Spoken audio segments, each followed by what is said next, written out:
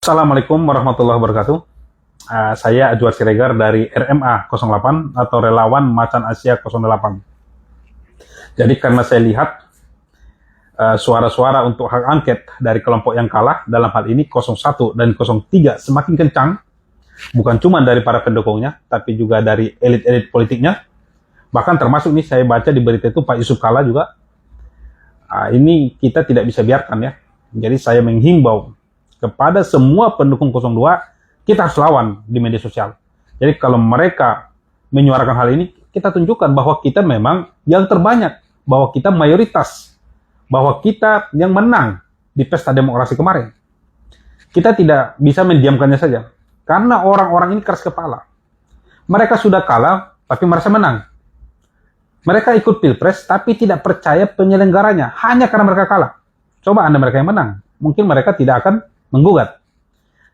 Tidak ada masalah sebenarnya kalau mereka mau menggugat atau melawan dengan aturan main yang ada. Contoh, kalau mereka merasa ada kecurangan, ya masuk melaporlah ke Bawaslu, biar Bawaslu yang menanganinya. Kalau nanti keputusan dari KPU mereka merasa tidak terima, tinggal lanjut ke MK. Kan ini jalurnya.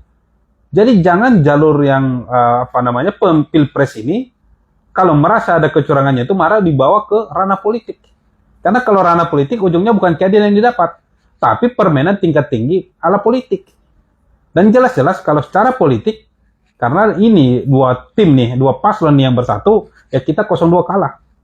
Karena kalau dihitung-hitung jumlah anggota DPR di 01 dan 03 kalau digabung, mereka masih menang. Nah, rakyat jangan sampai suara kita dikalahkan oleh orang-orang di Dewan ini yang bersekongkol untuk menggagalkan kemenangan 02. Jadi maksud saya nanti, pertama, di media sosial kalau ada hal-hal yang begini, kita harus langsung lawan. Kalau mereka bilang hak angket, kita bilang, kita pemenangnya. Angket apa yang mau kalian lakukan?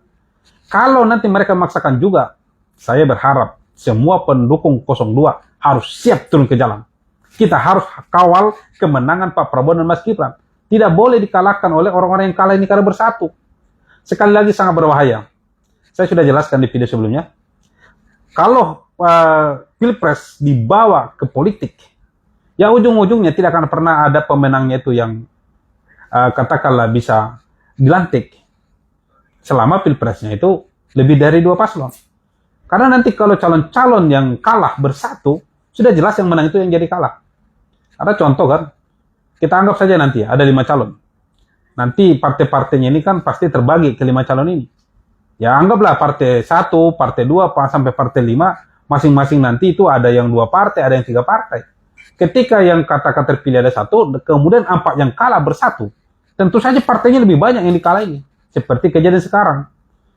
Ya kalau berhadap-hadapan head to head antara 02 dengan 01, kita masih menang. Atau dilawankan dengan 03, ya kita masih menang di Senayan, di DPR. Tapi kalau 01 dan 03 bersatu, jelas kita kalah. Karena 2 pihak nih yang bersatu kan.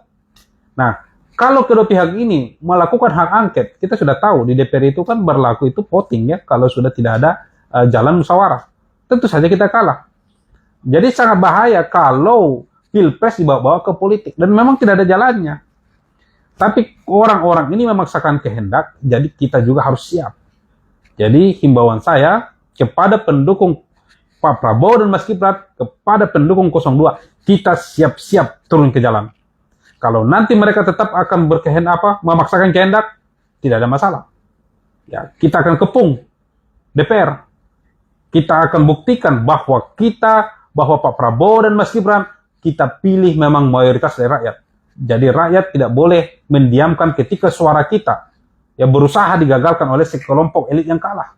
Sekelompok orang yang kalah, yang tidak mau menerima kekalahannya. Jadi sekali lagi, saya berharap semua pendukung 02 agar bersiap kalau nanti kita terpaksa harus turun ke jalan mengepung DPR. Kalau hak angket ini mereka tetap paksakan, kita akan turun dan kepung gedung DPR. Kita akan buktikan bahwa kemenangan demokrasi yang sudah dipilih oleh rakyat tidak bisa digagalkan oleh sekelompok orang-orang yang jahat yang tidak mau menerima kekalahannya. Ya, saya kira demikian. Terima kasih. Assalamualaikum warahmatullahi wabarakatuh.